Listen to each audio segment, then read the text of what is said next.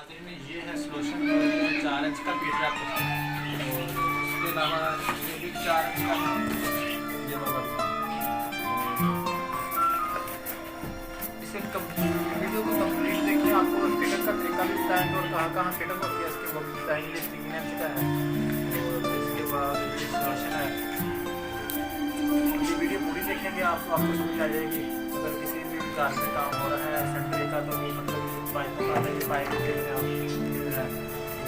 क्या बोला आपको पाइप ये वाला पाइप तो अभी कंप्लीट देखेंगे वो भी आपको समझ आएगी। हमारे साथ जुड़े रहें।